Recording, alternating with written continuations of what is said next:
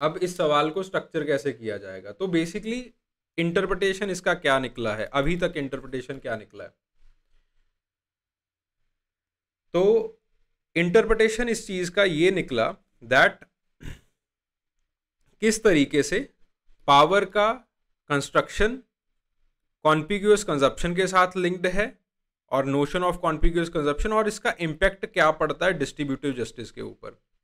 और इसके अंदर हमने दो जो है वो केस स्टडीज देख ली। पहली केस स्टडी क्वाकतुल इंडियंस के अंदर होने वाले पॉटलैश सेरेमनी की, कि जिसके अंदर बहुत बड़ी फीस्ट जो है वो ऑर्गेनाइज की जाती है, और इस फीस्ट के ऑर्गेनाइजेशन के अंदर there are many people that are involve. क्यों इन्वॉल्व होते हैं? क्योंकि लोगों को दिखावा करना होता है, कॉन्टिग्यूअस कंजप्शन करना होता है। उस कॉन्टिग्यूअस कंजप्शन को करने के चक्कर में बहुत सारे जो गरीब लोग हैं वो इन्वॉल्व हो जाते हैं इसमें, ठीक है। और उसी के साथ there is redistribution of copper plates. पहले एक मुखिया खुद के पास कॉपर प्लेट्स की नुमाइश करता है कि देखो मेरे पास इतने सारे धन दौलत है, फिर उसको उन्हीं गरीब लोगों के अंदर बांट देता है, और obviously they are it is creating distributive justice. ये क्रिएट कर रहा है इस चीज को, ठीक है।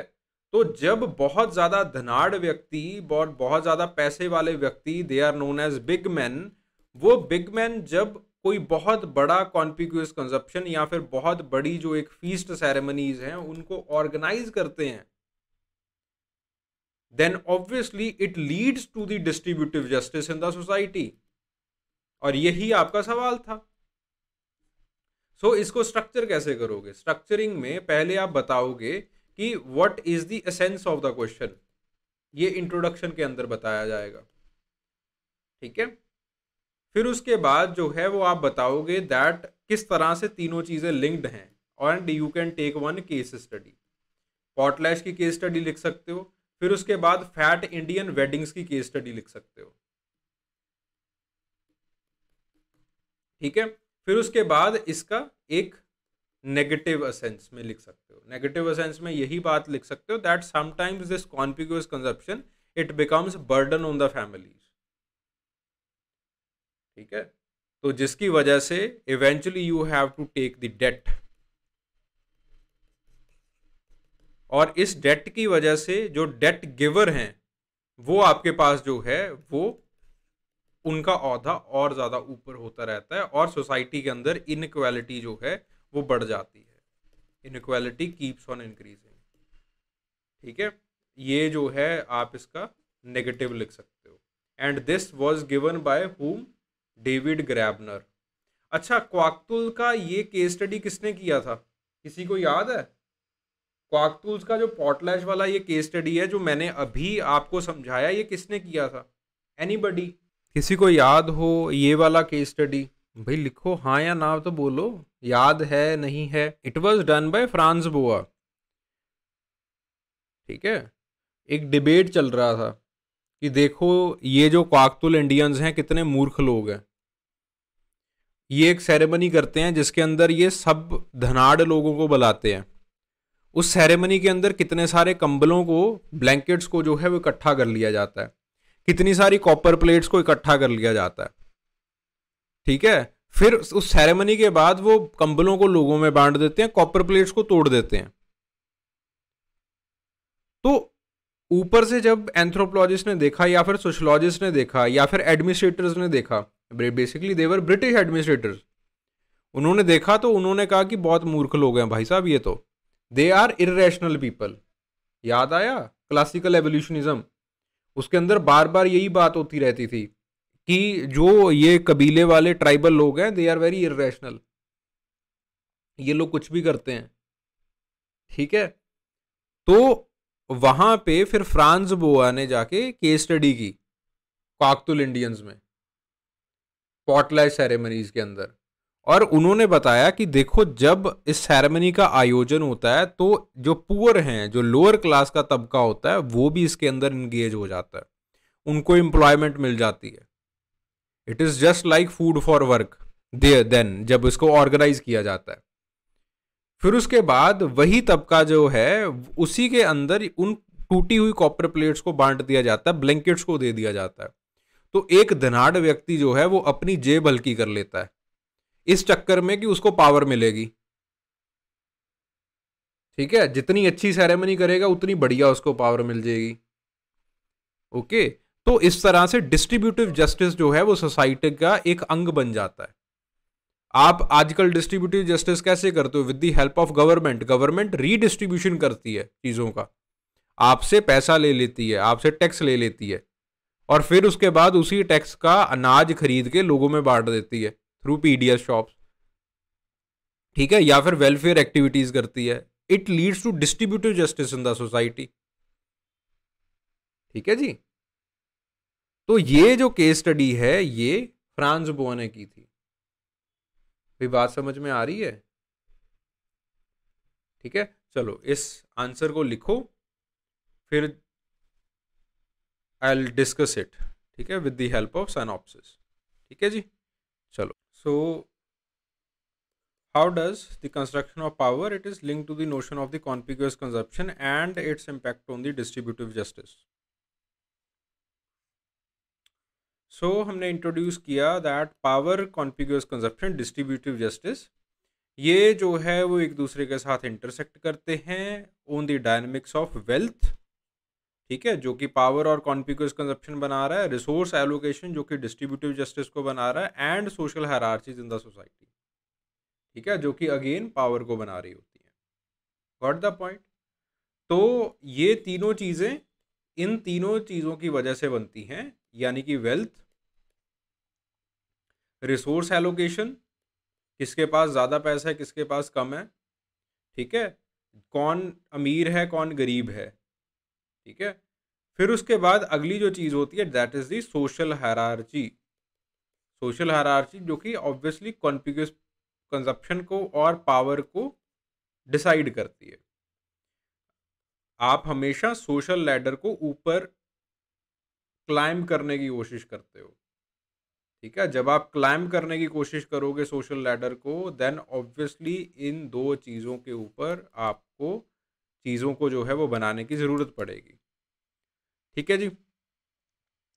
सो these constructions collectively shape the social structures, और ये जो है वो सोशल इनइक्वालिटी को, फेयरनेस को सोसाइटी के अंदर बना के रखती है। ओके, फिर जो है वो हम कंसेप्चुलाइज करते हैं कि पावर चीज़ क्या है। तो हमने जो है वो सबसे पहले लिखा कि किस तरह से डिफाइन कर दिया पावर को कि पावर है क्या, और उसका कंसेप्चुलाइजेशन कर लिया। फिर एक स्टडी की सहायता से पावर को समझा दिया। अगेन इतना तामझाम आपको करने की बिल्कुल ज़रूरत नहीं है। ठीक है, आप खाली थोड़ा सा समझा के पावर को आप आगे बढ़ सकते हो, कोई इशू नहीं है। इसके अंदर मैं इतना तामझाम इसलिए कर रहा हूं कि आपको उल्टा पुल्टा कल को कोई भी क्वेश्चन आ जाता है पावर के ऊपर, आप उस चीज को सॉल्व कर पाए। ठीक है ना। सो कंसेप्चुलाइजेशन ऑफ द पावर, इसकी डेफिनेशन और construction. Power is a social construct जो कि सोसाइटल रिलेशनशिप्स को और इंटरेक्शंस को शेप करती है। ठीक है, जैसे for example let's say in the Indian social hierarchy आपके पास ब्राह्मण जो है वो सबसे ऊपर होते हैं, तो ब्राह्मण को आप करके बुलाया जाएगा। ठीक है, बाकी जो नीचे हैं उनको जो है वो तू करके बुलाया जाएगा। ठीक है, तो ये आपके सोसाइटल रिलेशनशिप्स को और इंटरेक्शंस को शेप करती है। Power interacts extends beyond the dominance and the control to ability to shape the societal norms. और ये जो है वो आपकी क्या प्रेफरेंसेस होनी चाहिए, क्या डिसीजन, ये सारी चीज़ें पावर जो है डिक्टेट करती है। और पावर किस चीज़ के ऊपर कंस्ट्रक्ट होती है? वेल्थ के ऊपर, सोशल स्टेटस के ऊपर, कल्चरल कैपिटल के ऊपर, इंस्टीट्यूशनल रोल्स के ऊपर। ठीक है, इन चीज़ों को समझो। जिसके पास पैसा ज़्यादा होगा ऑब्वियसली उसके पास पावर ज़्यादा होगी। सोशल स्टेटस, जो ब्राह्मण है उसके पास पावर ज़्यादा है। कल्चरल कैपिटल, ठीक है, अगेन वही बात आ गई कि जो ब्राह्मण है या फिर जो वैश्य है उस, या फिर जो आपके पास क्षत्रिय है उसके पास जो है वो कल्चरल कैपिटल ज़्यादा है, तो उसके पास जो है वो पावर ज़्यादा होगी। ठीक है, इंस्टीट्यूशनल रोल, जैसे फॉर एग्जांपल पढ़े लिख के आप जो है वो जज बन गए, तो ऑब्वियसली आपका इंस्टीट्यूशनल रोल बहुत बड़ा हो गया, या फिर आईएएस अफसर लग गए तो आपका इंस्टीट्यूशनल रोल बहुत बड़ा हो गया। तो आप इन चारों चीज़ों के ऊपर जो है वो पावर निर्भर करती है। ठीक है। फिर हमने एक एंथ्रोपोलॉजिकल स्टडी जो है वो लिखी पीटर बोर्डो की, डिस्टिंक्शंस। बहुत इंपॉर्टेंट स्टडी है, बहुत बहुत बहुत इंपॉर्टेंट स्टडी है। I will not be surprise कि अगर इससे कोई सवाल पूछ लिया जाए। Points out that power visibly manifests and perpetuates through the tastes and the cultural preferences. ठीक है। Shaping the social hierarchy and delineating the social classes. अच्छा, पावर क्या होती है ये तो सबको समझ में आ गया ना, इसमें तो किसी को कोई दिक्कत नहीं है। मैं ऊपर ऊपर से करवा रहा हूँ चीज़ों को। पावर की थ्योरी, पावर क्या है, ये तो सबको पता है।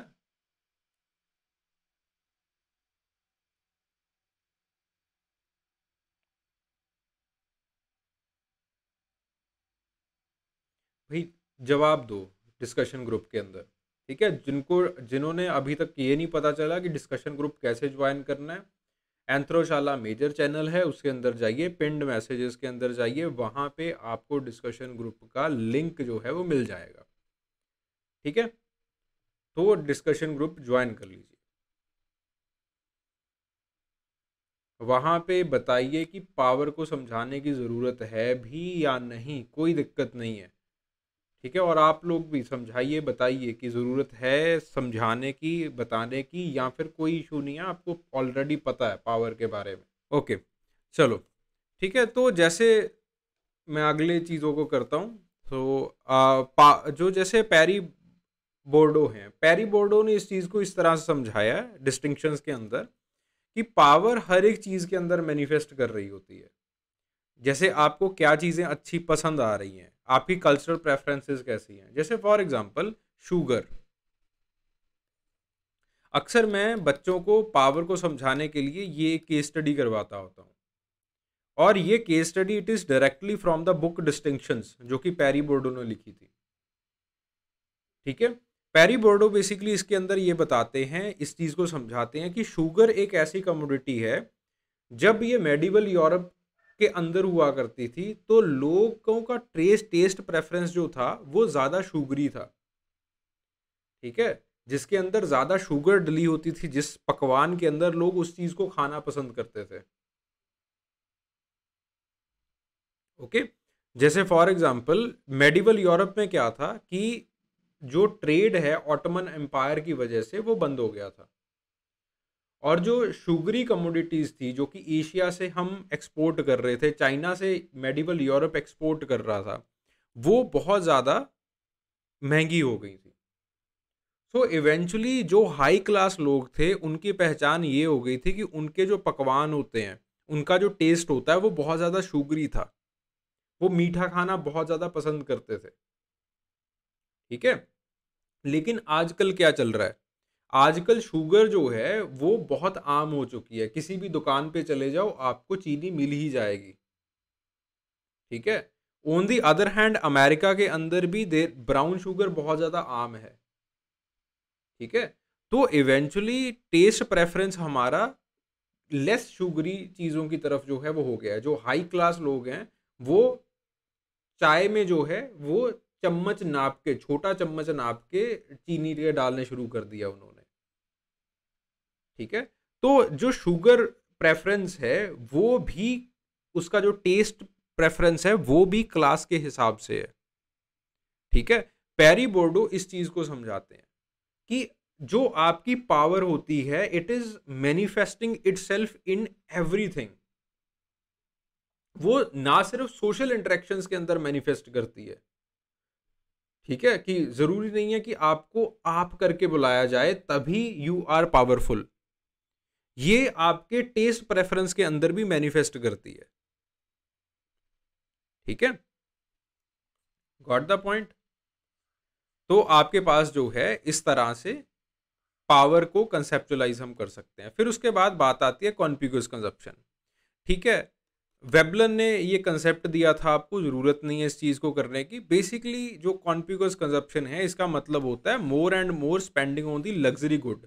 These luxury goods may not be of high quality, ज़रूरी नहीं है कि ज़्यादा क्वालिटी हो इसके अंदर, ज़रूरी नहीं है कि इनके अंदर क्वांटिटी हो, but they are luxury goods. एक बार अगर आप इस चीज़ को खरीद लेते हो, एक लग्जरी गाड़ी को खरीद लेते हो, उसकी मेंटेनेंस कॉस्ट भी बहुत ज़्यादा हाई होती है, ठीक है?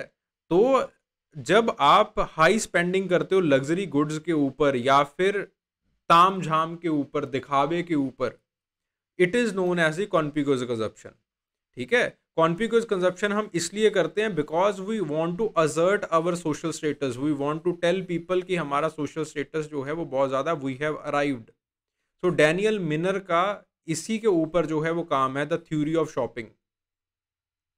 थ्योरी ऑफ शॉपिंग के अंदर वो वही बताते हैं कि ब्रांड्स के अंदर जो है वो आपके पास अगेन जो मटेरियल गुड्स हैं, ब्रांड्स जो हैं, वो अपने आप को उसी तरह से असर्ट करते हैं। If you have this brand और you have us with you, then it means that your social status it will be high, ठीक है? तो थ्योरी ऑफ शॉपिंग के अंदर वो इसी चीज़ों को बताते हैं कि सेम मटेरियल जो है वो आपके पास एक बहुत हाई क्लास ब्रांड के अंदर भी लग रहा होता है, और वही सेम मटेरियल जो है वो दूसरे ब्रांड्स भी यूज़ कर रहे होते हैं, वही फैक्ट्री को यूज़ कर रहे होते हैं, but still people will prefer to go with this brand.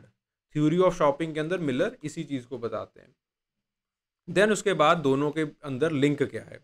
दोनों का एक बहुत ही साइक्लिक रिलेशनशिप है। जितने वेल्दी और पावरफुल इंडिविजुअल्स कॉन्पिग्यूअस कंजप्शन के ऊपर खर्चा करते हैं, उतना ज़्यादा उनको लगता है कि उनकी जो सोशल स्टेटस है, सोशल हायरार्की जो है, वो रीइंफोर्स कर रही है, वो पावर को और ज़्यादा जो है वो अपने पास संग्रहित, अपने पास जो है वो रख रहे हैं, ठीक है? फिर उसके बाद जो है यही चीज़ जो है वो समझाई है कॉन्पिग्यूअस कंजप्शन और डिस्ट्रीब्यूटिव जस्टिस के अंदर दोनों में क्या संबंध है। So distributive justice it pertains to the fair allocation of the resources and wealth in the society, ठीक है? कॉन्पिग्यूअस कंजप्शन ये जो है वो वेल्थ और सोशल स्टेटस के साथ एसोसिएटेड रहता है, और इसके जो है वो बहुत सिग्निफिकेंट इम्पैक्ट हो सकते हैं इक्विटेबल और non equitable allocation in the society और the allocation of the resources in the society, ठीक है? अब केस स्टडीज हैं, दो केस स्टडीज हैं। पहली है हाथ की case study, money and unequal world.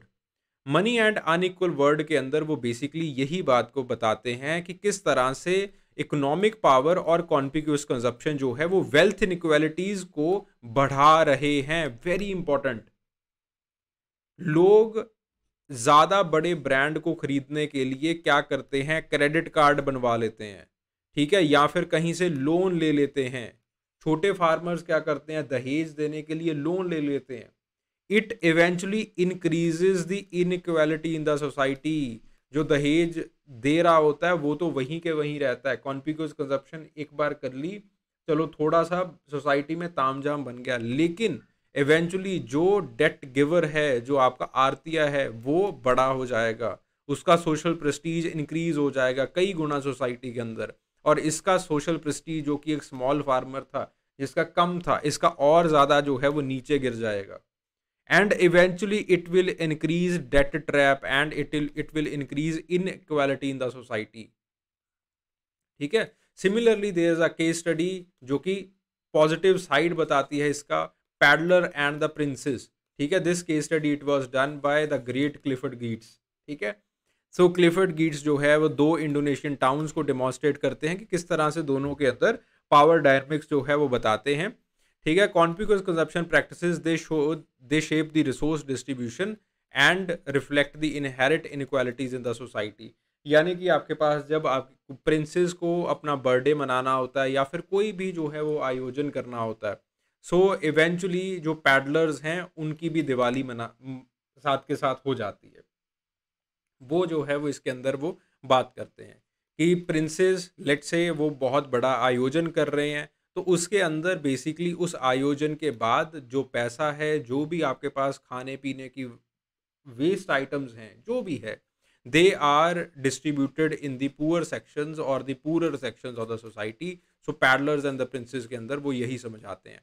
फिर उसके बाद फ्रांस बोआ की case study, most important case study here of the potlatch activities. Potlatch की वही जो कहानी मैंने आपको समझाई थी कि पॉटलैश के अंदर किस तरह से दो तरीके से जो है वो होस्ट के जो जब आयोजन कर रहा होता है, तब जो लोग हैं, जो पुअर लोग हैं, पुअर पार्टिसिपेंट्स हैं, उनको एम्प्लॉयमेंट मिल जाता है एंड इवेंचुअली जो कॉपर प्लेट्स नुमाइश के अंदर रखी जाती हैं, आफ्टर दैट सेरेमनी वो कॉपर प्लेट्स जो है वो लोगों के अंदर बांट दी जाती हैं।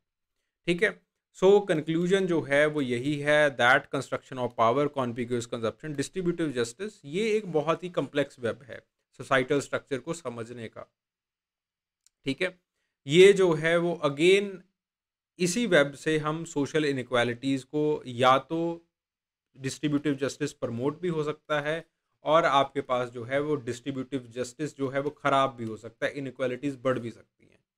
ठीक है, बढ़ने की जो केस स्टडीज़ हैं वो ये हैं, ठीक है, जो कि आपके पास केविन हार्ट ने समझाई कि कैसे डेट की वजह से इनइक्वालिटीज़ बढ़ती हैं। अब कॉन्टिग्यूअस कंजप्शन करने की अगर आपके ऊपर जिद लग गई कि आपको इतना बड़ा खर्चा करना ही है, आपको इतनी लेविश मैरिज सेरेमनी करनी ही है, आपको इतना दहेज देना ही है, so you are force to take debt, और उस केस के अंदर यू विल अगेन भी आपका जो सोशल स्टेटस है वो और नीचे हो जाएगा, आपका जो डेटर है उसका सोशल स्टेटस बढ़ जाएगा, it will create inequality in the society.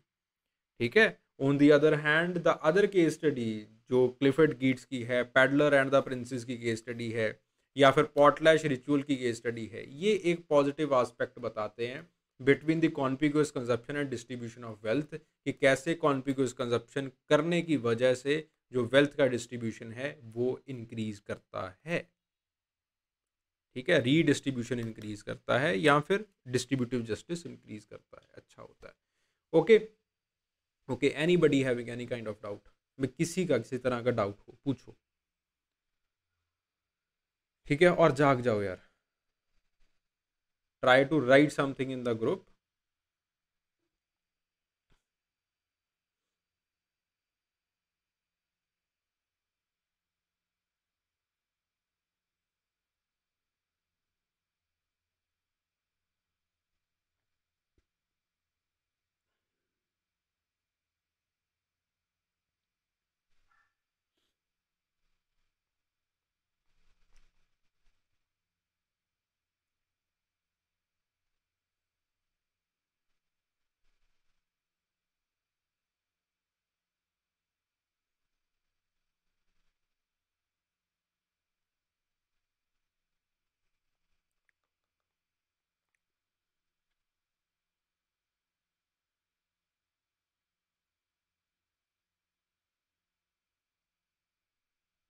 हाँ हाँ, दे सकते हो, कम कंटेम्प्रेरी एग्जांपल्स दे सकते हो, जैसे मैंने मैरिज सेरेमनी का एग्जांपल दिया था, बहुत बड़ी लेविश मैरिज सेरेमनी कर रहे हो, डोरी का एग्जांपल दे सकते हो।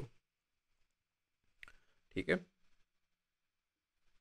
ऐसे क्वेश्चंस के अंदर जो केस स्टडीज लिखते हो ना, दे आर वेरी इंपॉर्टेंट, वही आपके मार्क्स को ऊपर करेंगी, वही नीचे करेंगी। चलो अगले क्वेश्चन की तरफ बढ़ते हैं।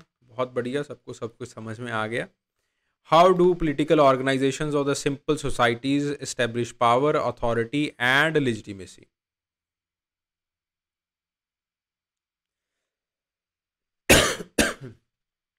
ठीक है, तो इसके अंदर बेसिकली आपको यही चीज़ समझानी है कि किस तरह से ये तीनों चीज़ें एस्टेब्लिश हो रही हैं। अच्छा, कोई समझा सकता है कि पावर, अथॉरिटी और लेजिटिमेसी, इन तीनों चीज़ों के अंदर पावर क्या है, अथॉरिटी क्या है, लेजिटिमेसी क्या है? Can you define it? What is power? हमने इतना जो है वो पावर के ऊपर बात कर ली है। Can anybody define me what is power?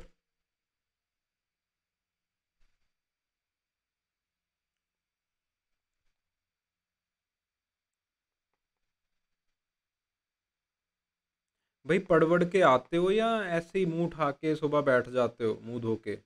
हाँ जी, समझाइए।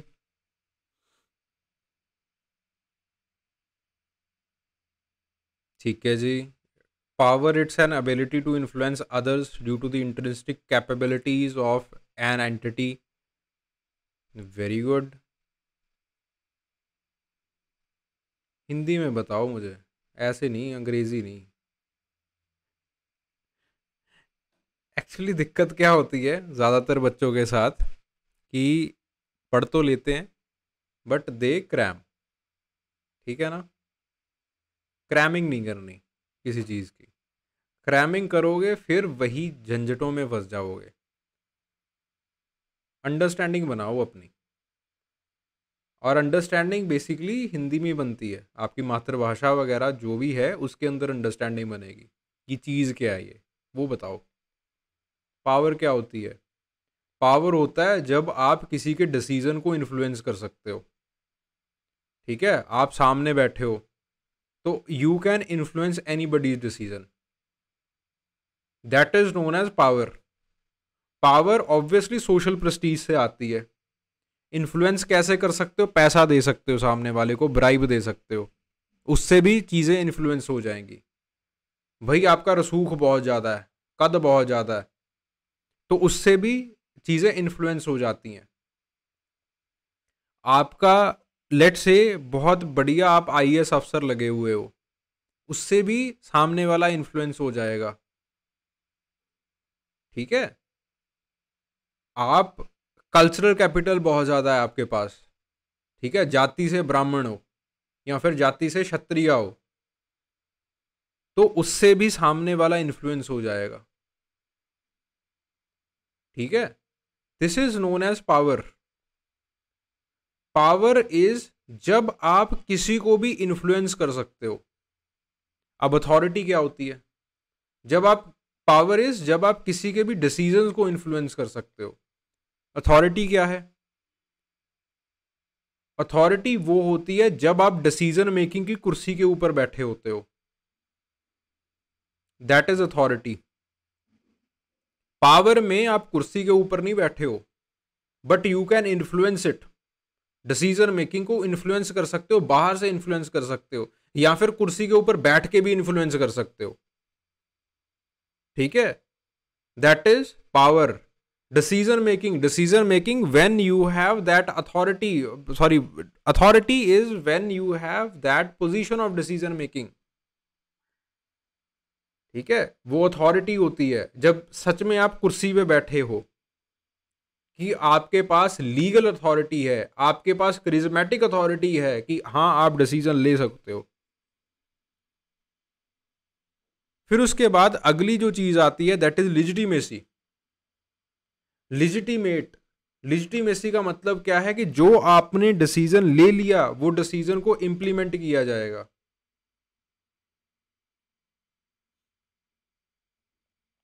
ठीक है जी? हाँ, लिजिटिमेसी इज एडेड। लिजिटिमेसी का मतलब है कि जो आपने डिसीजन लिया है that decision will be implemented in the society. Legitimacy, लोग आपको फॉलो करते हैं, तो लिजिटिमेसी है। ठीक है? Power is influence. ठीक है? एक स्टेप आगे चलते हो, अथॉरिटी कुर्सी, लिजिटिमेसी लोग। ठीक है? समझ में आ रही है बात?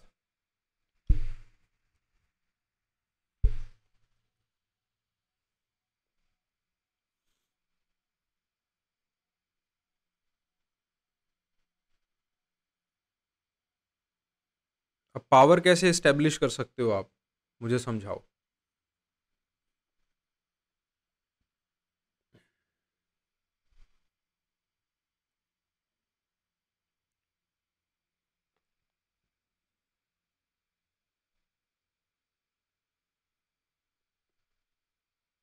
How can you establish power? Power can B established by conflict. Conflict हो गया, लड़ाई होगी किसी के साथ, लड़ाई जीत गए, पावर एस्टेब्लिश हो जाएगी। Power can B established by consensus. ठीक है? दो धिर लड़ रहे हैं, लेकिन आपने अल्टीमेटली उन दोनों की सुलह सफाई करवा दी। कौन पावर लेगा? आप लोगे। आपके पास पावर आ जाएगी कि इस बंदे ने इन दोनों धिरों की सुलह सफाई करवा दी। Power can be achieved by consensus. Power, yes, power can be achieved by concentration of wealth. So इस तरह से आप पावर को अचीव करते हो। मैरिज, हाँ, अलायंस, मैरिज नहीं, अलायंस, ठीक है, रिवेंज नहीं, conflict, okay. Legitimate power is authority, yes, बिल्कुल सही बात है, legitimate power is authority, okay.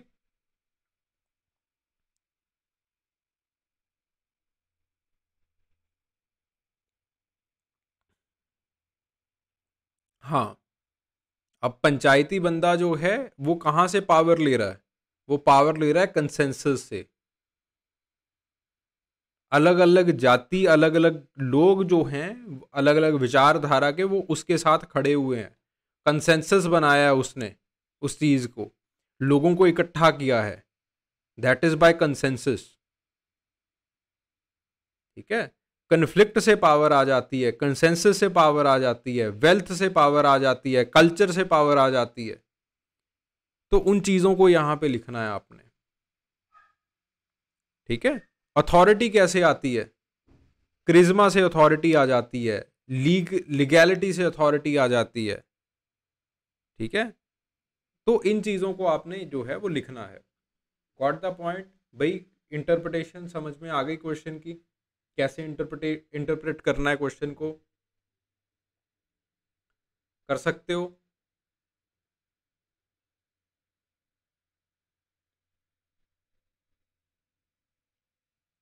चलो टाइम जा रहा है, क्वेश्चन को बाद में लिख लेना। किस तरह से क्वेश्चन को डिस्कस करना, मैं एक बार डिस्कस कर देता हूँ, ठीक है। फिर उसके बाद, क्योंकि टाइम हमारे पास कम रह गया, ठीक है। This is the synopsis of this answer और this question. How do political organization of the simple society establish power, authority and legitimacy, ठीक है। इंट्रोडक्शन किया है, understanding establishment of power, authority and legitimacy in the simple society can offer a profound insights into the social structure and the cultural norms। कुछ नहीं किया मैंने यहाँ पे, इंट्रोडक्शन के नाम के ऊपर मैंने जो ऊपर वाली चीजें हैं जो क्वेश्चन के अंदर थी उसी को रीफ्रेज करके लिखा है, दैट इज इट, कुछ नहीं किया, क्योंकि मुझे भी नहीं इसका किस तरह से, हाँ, ट्रेडिशनल लीगल क्रिज्मेटिक, ठीक है। तो basically I have done it, ठीक है। फिर उसके बाद the societies often navigate complex paths to maintain social order and their unique approach, it reveals the intricate web of human interaction, negotiation and adaptation. Not very important, छोड़ो इसको, ठीक है। फिर उसके बाद बात आती है एस्टेब्लिशमेंट ऑफ पावर की, मुद्दे पे आते हैं हम। अब देखो कैसे आप पावर को एस्टेब्लिश करते हो। पहली एस्टेब्लिशमेंट को, पावर की किस तरह से एस्टेब्लिशमेंट की जा सकती है उसको समझाती है आपकी एवोल्यूशनरी अप्रोच।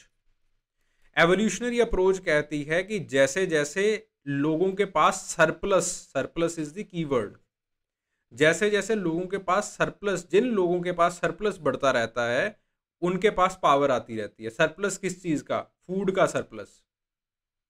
वो कहते हैं कि सबसे पहले जो प्रिमिटिव स्टेज थी, प्रिमिटिव स्टेज के अंदर जिन लोगों के पास ज्यादा फूड था, जिन लोगों के पास ज्यादा मीट था, या फिर जिन लोगों के पास ज्यादा फल फ्रूट थे, उनके पास पावर होती होगी।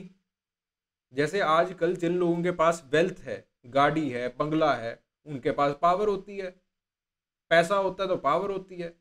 वैसे ही एवोल्यूशनरी अप्रोच कहती है कि पहले जिनके पास खाना होता होगा, क्योंकि पहले कोई ऐसे तो था नहीं कि पैसा था, या फिर गांधी जी प्रिमिटिव स्टेज पे चल रहे थे, ऐसे तो था नहीं। पैसा तो अभी आया है, ये तो एक मॉडर्न फिनोमेना है, पहले तो बार्टर था, ठीक है। तो इवेंचुअली जिसके पास ज्यादा फूड होता होगा, जिसके पास ज्यादा अनाज होता होगा, उसके पास पावर होती होगी। फिर धीरे धीरे आपके पास जैसे जैसे आप आगे चले, ठीक है, आप बारबेरिक स्टेज के अंदर आए, जिसके पास सबसे ज्यादा टूल्स होती होंगी, जो मैन्युफैक्चरिंग करता होगा टूल्स की, जिससे आप एग्रीकल्चर कर सकते हो, या फिर जिसके पास वो मटेरियल टेक्नोलॉजी होती होगी, उसके पास पावर होती होगी। सिमिलरली अब भी ऐसा है, जिसके पास टेक है उसके पास पावर है, ठीक है, अब देखो कौन है सबसे पावरफुल लोग, जिसके पास AWS है, amazon सर्वर है, amazon, Jeff Bezos, he is powerful. जिसके पास तेल है वो पावरफुल है, उसके पास वेल्थ है। तो बेसिकली जिसके पास मटेरियल है, जिसके पास टेक्नोलॉजी है, टूल है, जिसके पास फूड है, वो पावरफुल होता है। ठीक है, सो एवोल्यूशनरी अप्रोच बेसिकली इस चीज को कहती है कि जिन लोगों के पास और जिन समुदाय के पास, कम्युनिटीज के पास सरप्लस जनरेट हो जाता है फूड का, मटेरियल का, टेक्नोलॉजी का, टूल का, उनके पास पावर आ जाती है। सो इसकी केस स्टडी हमने जो है शोशोन ट्राइब की, जूलियन स्टीवर्ट की जो है वो करके दिखा दी। ठीक है, शोशोन ट्राइब के अंदर वो यही दिखाते हैं कि जिन लोगों के पास टूल्स सबसे ज़्यादा होती हैं, जिन लोगों के पास मटेरियल वेल्थ या फिर जो है वो फूड सबसे ज़्यादा होता है, तो शोशोन ट्राइब के अंदर उन सब्सिस्टेंस प्रैक्टिसेस के अंदर जो है अगेन पावर उनके खेमे में आ जाती है। देन उसके बाद जो है वो बात आती है कंसेंशुअल अप्रोच की। Consensual approach it was proposed by Evans Pritchard in 1940s, जब वो नुआ ट्राइब के अंदर काम कर रहे थे। तो नुआ ट्राइब के अंदर वो कहते हैं कि सबसे ज़्यादा पावरफुल कौन होता है, सबसे ज़्यादा पावरफुल होता है लेपर्ड स्किन चीफ। क्यों? क्योंकि जब भी कोई दिक्कत आती है, जब भी दो धिरों के अंदर कन्फ्लिक्ट हो जाता है, तो कन्फ्लिक्ट को रिजॉल्व करने के लिए लिपार्ड स्किन चीफ के पास जो है वो जाना पड़ता है। तो उस लिपार्ड स्किन चीफ के पास बहुत ज़्यादा कल्चरल पावर बन जाती है, लोग उसके पीछे चलते हैं, कल्चरल पावर बन जाती है उसके साथ। फिर उसके बाद बात आती है dynamic approach, as it was proposed by Edmund Leach in Kachins of Burma. Kachins of Burma की स्टडी उन्होंने कब की थी? 1964 के अंदर। ठीक है, तो उसके अंदर वो समझाते हैं कि आपके पास पावर जो है इट्स डायनेमिक इन नेचर, ये किसी की सगी नहीं है। और ये पावर को अचीव करने के लिए लोग क्या करते हैं? अलायंस बनाते हैं। ठीक है, पॉलिटिकल ऑर्गेनाइजेशन को अचीव करने के लिए, पॉलिटिकल पावर को अचीव करने के लिए लोग जो है वो अलायंस बनाते हैं। ठीक है, जिसका दबदबा होता है लेट से स्टेट सिस्टम या फिर स्टेट सिस्टम वाली आइडियोलॉजी का, डेमोक्रेटिक आइडियोलॉजी का दबदबा है, तो वो लोग क्या करेंगे? डेमोक्रेटिक आइडियोलॉजी वाले लोगों के साथ अपना अलायंस बनाएंगे। तो इवेंचुअली पावर जो है वो डेमोक्रेटिक लोगों के पास चली जाती है। लेट से फ्यूडल लोगों का ज़्यादा दबदबा है, फ्यूडल सिस्टम्स का ज़्यादा दबदबा है, तो जो नीचे वाले लोग हैं वो इन लोगों के साथ, फ्यूडल लोगों के साथ जो है वो अपना अलायंस बनाएंगे। ठीक है, इवेंचुअली ड्यू टू दिस आपके पास जो है वो power it is of fluidic in nature, बहुत फ्लूडिक होती है, और ये अलायंस के ऊपर डिपेंड करती है, लोग किसके साथ ज़्यादा अलायंस बना रहे हैं। देन उसके बाद बात आती है कन्फ्लिक्ट अप्रोच की। Conflict approach this was proposed by Max Gluckman. Max Gluckman क्या कहते हैं कि आपके पास दो लोगों के बीच में या फिर दो कम्युनिटीज़ के बीच में कन्फ्लिक्ट है। ठीक है, जो इस कन्फ्लिक्ट को जीत गया तो इवेंचुअली जो है वो आपके पास पावरफुल हो जाएगा। ठीक है, स्पिरिचुअल लीडर्स होते हैं, उनकी पावर को एंथ्रोपोलॉजिकल टर्म्स में कैसे कहेंगे? उनकी पावर को कल्चरल पावर कहते हैं। जो स्पिरिचुअल लीडर्स की पावर होती है दैट इज कल्चरल पावर। ठीक है, देन उसके बाद ट्रांसैक्शनल अप्रोच आ जाती है, that is given by the political anthropologist like Fredrik Barth and Bailey. ठीक है, वो जो है यूसुफाई पठान जो पाकिस्तानी हैं, उनके अंदर इन्होंने काम किया है। फेडरिक बाथ ने, जो बेली हैं इन्होंने काम किया उड़ीसा के अंदर। ठीक है, दोनों की अप्रोच, दोनों का सेंस जो है वो सेम है। So he showed that individual with different access to the resources could improve their personal position by forming the alliance. यहाँ पे भी जो कीवर्ड है वो अलायंस है, लेकिन एक चीज जुड़ जाती है, differential access of scarce resources. वो कहते हैं कि ज़मीन वहाँ पे बहुत कम है, जो पठान हैं उनके पास ज़मीन बहुत कम है, लेकिन अब अगर एग्रीकल्चर को बेटर करना है तो ज़मीन को आपस में इकट्ठा करना पड़ेगा। तो लोग क्या करते हैं? ज़मीन को आपस में इकट्ठा करने के लिए आपस में जो है वो अलायंस बना लेते हैं। अलायंस कैसे भी हो सकता है, अलायंस एक इकोनॉमिक अलायंस भी हो सकता है, एक अलायंस जो है वो मैरिटल अलायंस भी हो सकता है कि अपनी बेटी की शादी वहाँ पे कर दी या फिर बेटे की शादी वहाँ पे कर दी। जिससे कि वो लैंड के जो रिसोर्सेज हैं या फिर जो वाटर के रिसोर्सेज हैं उनको आपस में कंबाइन कर लेते हैं, and they form a very big family. और ये बड़ी जो फैमिली है उसके पास जितनी बड़ी फैमिली, जितनी बड़ी ज़मीन, जितने ज़्यादा रिसोर्सेज ये अलायंस के साथ कोलैबोरेट कर पाते हैं, उतना ज़्यादा इनके पास ताकत, पावर बन जाती है। ठीक है, so this is the transactional approach. So these are the approaches जो कि हमें ये बताती हैं कि किस तरह से पावर स्टैब्लिश होती है सोसाइटी के अंदर, ये इंपॉर्टेंट है। And these are the approaches to power. कोई आ गया क्वेश्चन, अप्रोचेज टू पावर यही लिखोगे, approaches to establishment of power यही लिखोगे। अब अथॉरिटी तीन तरह की होती है, क्रिज्मेटिक, ट्रेडिशनल और रैशनल लीगल अथॉरिटी। ठीक है जी। तो क्रिज्मेटिक अथॉरिटी के अंदर जैसे हमने एग्जांपल दिया बिग मैन का, बिग मैन को हम ऑलरेडी पिछले क्वेश्चन के अंदर डिस्कस कर चुके हैं।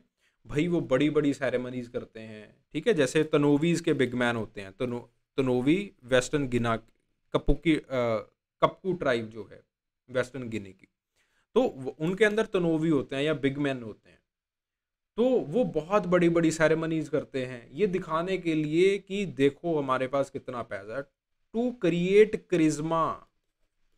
सोसाइटी के अंदर वो चलक धलक बनाते हैं, क्रिज्मा बनाते हैं।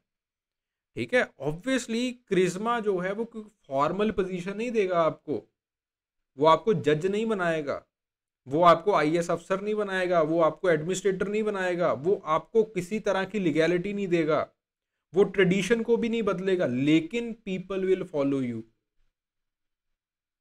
ठीक है, जैसे आजकल आप इन्फ्लुएंसर्स देखते हो, सोशल मीडिया स्टार्स देखते हो। ठीक है, एक रीसेंट एग्जांपल है एंड्रयू टेट। अब है क्या, कोई एडमिनिस्ट्रेटर थोड़ी ना है, आईएएस अफसर थोड़ी ना है वो। ठीक है, उसके पास कोई ट्रेडिशनल अथॉरिटी भी नहीं है, कोई ट्रेडिशन नहीं है, कोई कस्टम नहीं है जो उसको कह रहा हो कि हाँ पीपल शुड फॉलो हिम, ऐसा कुछ नहीं है। But again with the help of wealth or with the help of certain techniques he has created that charisma and people are following him। ठीक है, सो ऑब्वियसली वो अथॉरिटी आ गई, अब वो डिसीजन मेकिंग की पोजीशन में पहुंच गया, he can make certain decisions that will influence people, so charismatic authority। Then उसके बाद बात आती है ट्रेडिशनल अथॉरिटी की। ट्रेडिशनल अथॉरिटी जैसे फॉर एग्जांपल ट्राइबल लीडर्स के पास होती है, चीफ्स के पास होती है, ट्रेडिशन आपको अथॉरिटी देता है। ठीक है, कि आप जो है वो कोई डिसीजन ले सकते हो।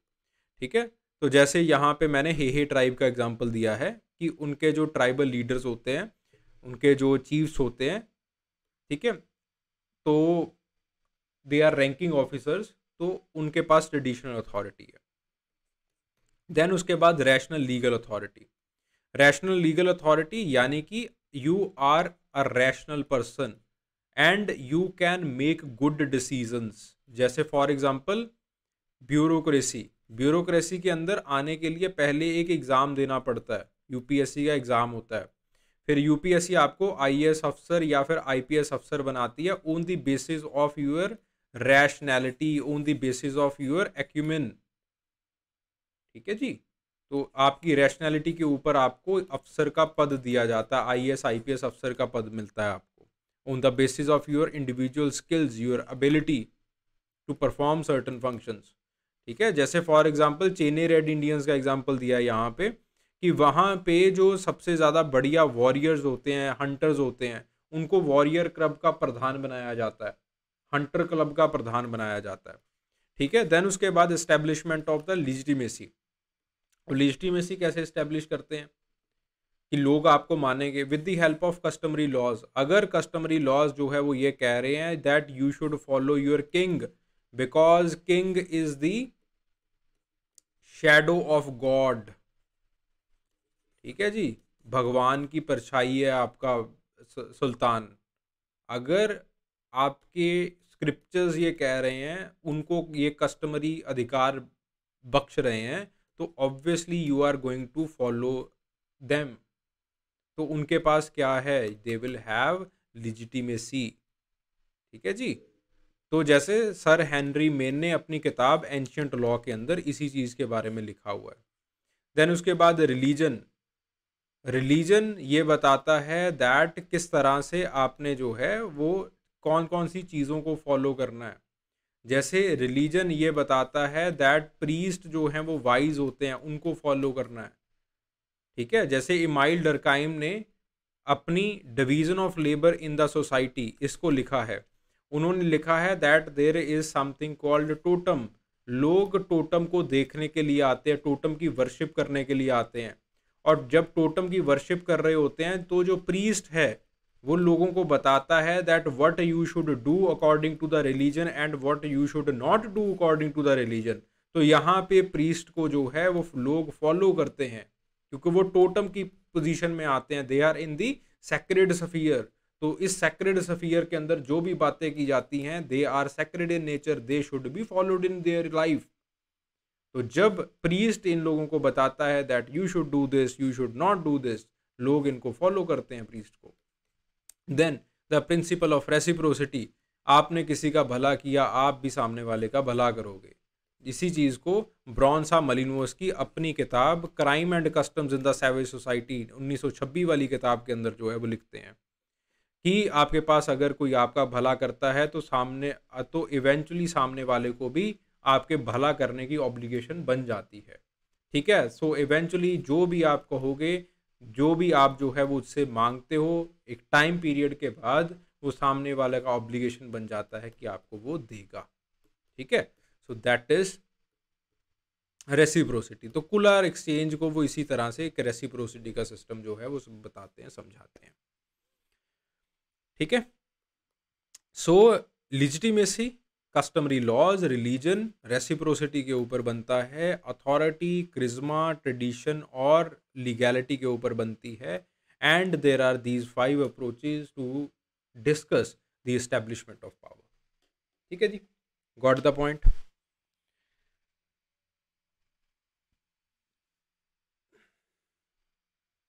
भाई किसी का कोई डाउट पूछो।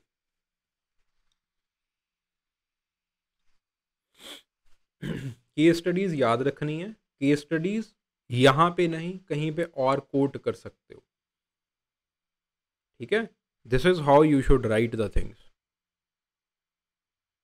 And again I will retreat my self, इस पर्टिकुलर सेशन का मकसद ये नहीं है कि आपको कंटेंट दिया जाए। इस पर्टिकुलर सेशन के बेसिकली 2 मकसद हैं। ठीक है, पहला है आपको रजाई से उठाना, आपको डिसिप्लिन्ड बनाना। दूसरा मकसद है आपको सेल्फ एवेल्युएशन के लिए मजबूर करना।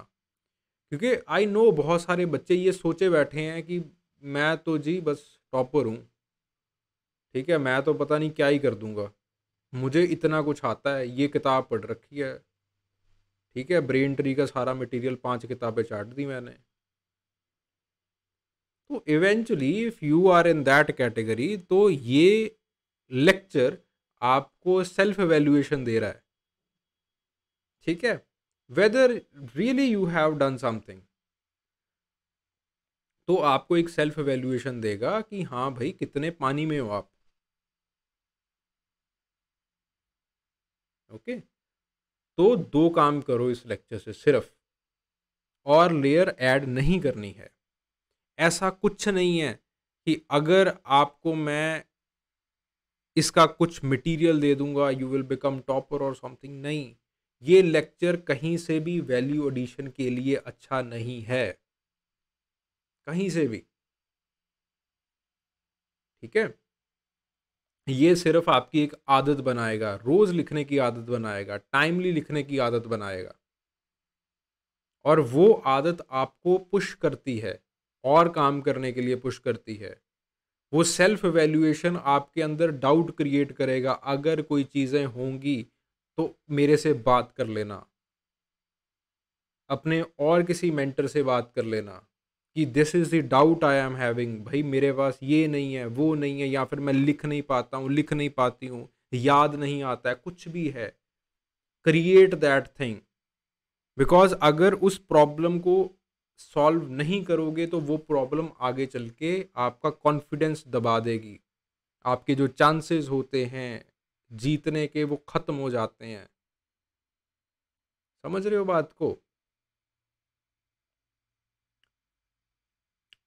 Use these classes for your self evaluation, use this classes for habit building, nothing else. और कुछ मिलेगा भी नहीं यहाँ से। 2 क्वेश्चंस में क्या निकाल लोगे भाई आप? क्या ही वैल्यू एडिशन कर लोगे आप? ठीक है, इन 2 क्वेश्चंस के अंदर सिर्फ और सिर्फ सेल्फ एवेल्युएशन कर सकते हो और एक आदत बन सकती है बस। अगर और चीज़ों की ज़रूरत है, वैल्यू एडिशन की ज़रूरत आपको महसूस हो रही है या फिर कुछ भी ऐसा हो रहा है, तो बात कर लो। ठीक है, तो वहाँ से चीज़ें निकलती हैं, बात करने से चीज़ें निकलती हैं। Then I will be able to mentor you. चलो, anyhow, anybody having any kind of doubt?